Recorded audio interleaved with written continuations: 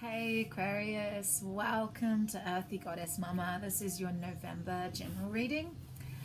So I'm just going to dive straight in. We're using the Goddess Tarot in a Celtic cross spread, and then we're going to grab a couple of oracle cards at the end, one from Nature's Whispers and one from Spirit Messages by John Holland. So at the heart of your reading, the overall energy is the Lovers this month. Look at that. She's looking totally content, and love personifies Venus herself. So there's a passionate love here for you this month. It's your overall energy. Maybe it's complete integration of masculine and feminine, or really stepping into that sensual creative nature of Venus. So it could be creative artistry, like tapping into that Kundalini energy and putting it out to the world. But to me, I'm getting a feeling that there's an important relationship here for you this month, Aquarius. So however that fits into your life, it's kind of cool. But crossing that is the moon. So maybe this love's coming up in your dreams, or maybe there's some intense emotions surrounding this love that's coming in. There's some shadowy aspects to this moon. Does something need to be illuminated here? Maybe this might be some deception or some illusions. Maybe you need to illuminate some feelings. Maybe you're not really diving deep into the depth of your feelings of this passionate love that could be around for you this month. However that fits for you. But the moon is, it can be shadowy, can be deception, but it can also be about, completely lucid, vivid dreams and really tapping into your intuition. There's a lot of depth to the moon card, but it's crossing the Lovers. So we'll just sort of flow back into that after and just see how it all pieces together. The unconscious influences here is the tradition card, which is the Hierophant in the standard tarot deck.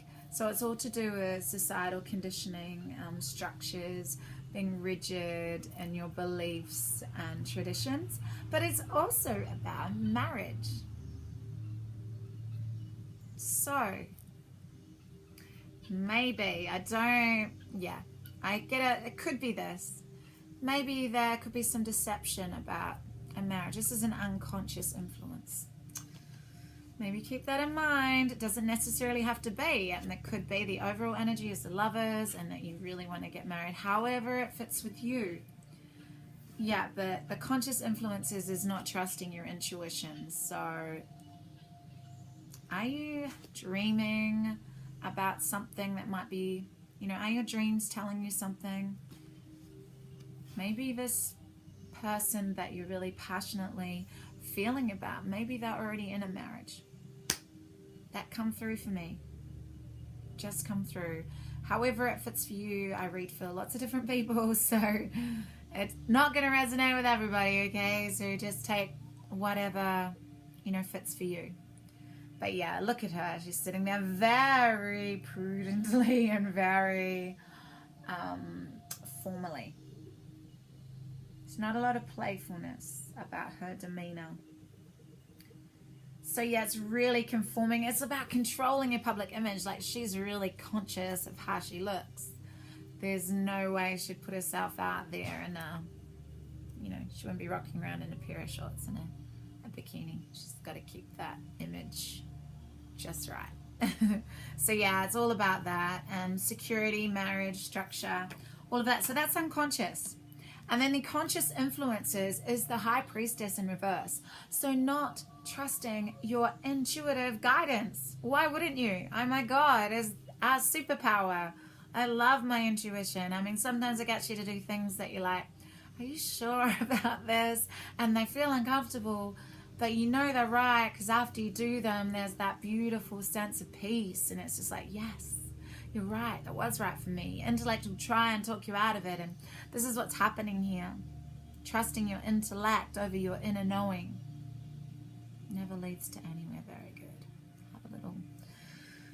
have a little feel into that. Do not think into that too much. It's like superficial knowledge, you know. It's not really getting to the heart and the feeling and the all-knowing of the crown chakra, you know. Maybe it's a bit of a fear of going within. You don't want to go within. You want to stay in your mind because, you know, you can try and control your thoughts and try and tell a story or whatever. But, you know, the inner priestess, she's all-knowing. Turn it up that way. And what's moving away? Like, okay, so old patterns is maybe you've been focusing lots on work. So maybe you've been honing your skills, honing your craft, and really putting lots of energy on work and not a lot of energy on love. So maybe you're going to be dropping that a little bit this month of November and, yeah, focusing on balancing out other areas of your life. But don't take this hat off completely, you know.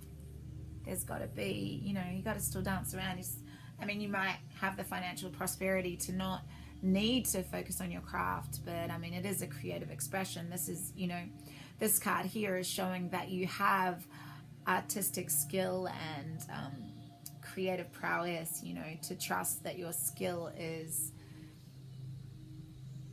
you know, it's innately guided and inspired by the creative force of the universe. It's to trust in that. So maybe you're just, yeah, putting more energy into love this month. And new patterns is a little bit questionable. This is the Six of Pentacles in reverse. Generally, the Six of Pentacles upright is all about philanthropy and giving from a pure heart, you know, giving from your open heart space. But this way around, it's like, you know, wanting that external validation. So maybe you did some charitable work and you posted a post on Facebook to say, look at me and my big ego. So it's not doing stuff from a pure open heart space. Or are you using your powerful material wealth to manipulate others? Think about it. How you're feeling this month is you're feeling kind of compassionate and kind of nurturing. This is the Hangman in the standard deck. It's called Sacrifice Kuan Yin in this Goddess Tarot deck. So about looking at things from another perspective. The Hangman is generally hanging upside down. But in this deck, it's more focusing on compassion, surrendering to divine will, understanding that compassionate and nurturing care of yourself and others. You know, it's just very reciprocal and a natural flow of life. You know, it's sacrificing to make sacred. So not rushing ahead, just stopping and, you know, stepping back, looking at the big picture. So you're feeling okay with that. It's sort of having patience to know that sometimes, you know, good things take time. Sometimes great love is worth waiting for. And outside influences is the Princess of Swords. And in the standard deck, this is the Knight of Swords, and he charges in and his horse is straining at the bit. And this one's, you know, is looking a little bit more graceful. She's got her sword there at the ready, but, you know, she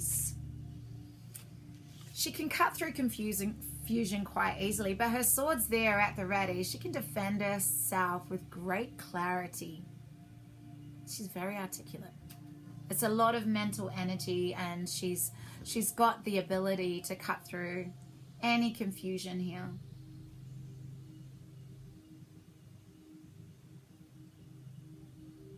So this is outside influences. Your hopes and fears this month is the Ace of Swords. Most positive sword card in the deck. This again is divine inspiration, clarity, cutting through confusion, intellectual growth, being able to make a decision, you know, with ease, with really clear, you know, you just got really good judgment. It's getting to the hardest, like really getting to the truth of something. So maybe it's like illuminating something, you know. You're going to the feeling water, you know, illuminating all those feelings and really creating good judgment. Maybe through, yeah, you're using your intellect and hopefully your intuition. You're turning that upside and maybe letting go of a lot of this rigidity and making a really clear and concise decision this month, Aquarius, because your final outcome card is super beautiful and super prosperous. It is the Nine of Pentacles. This is pleasure, sensuality, feeling into the beauty of our earth, you know. Look at her. She's so abundant and lush. You know, and she's really connected. She's grounded, fully grounded. And yeah, there's a lot of pentacles here. So maybe you're dealing with, you know, Aquarius is the swords we've got here. And then maybe you're dealing with an earth sign. Virgo, Capricorn, Taurus. You never know. Could be. That's who the love interest could be. So it's material prosperity. You're feeling blessed. You're feeling blessed with life. That's a beautiful outcome this month. So let's see what these, the Nature's Whispers, what other information they want to give us. Let's get a feel into it. Thank you. Can I have a card for Aquarius, November 2017? Wow. Right, this is feeling, and it's told me perfect. Intuition. Turning this card up this way. High Priestess.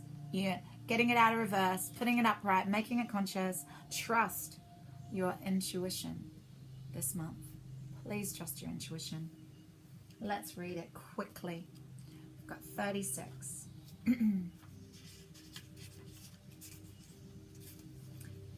You just seem to have the knack for knowing what's going to work.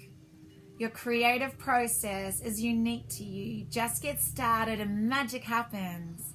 You have a lot of endurance and you're a hard worker. Once you get focused on a project, you don't stop. You're a trendsetter. You seem to understand what people love. You are very forward thinking. You are being reminded that you have your own inner voice guiding you always. Tap into your wisdom and allow yourself this higher perspective. It couldn't be any clearer. That's going to serve you so much this month. Not only did the High Priestess come up in reverse, but you've also got the Moon now. So maybe that's the main thing you need to do with this Lovers in the middle there, is to really trust your intuition this month. One of these Spirit Messages cards, please. Thank you. Caregiver. I'll show you quickly. We are here with you, and Spirit has its own way of recognizing the care and love you provide to others, especially at the end of their lives. Just as you receive care and love at the start of your life, caregivers often focus all their attention on their loved ones and often neglect their own concerns and well-being in the process. Wow. What come up for me straight away is maybe this love here is to do with caring for someone at the end of their life.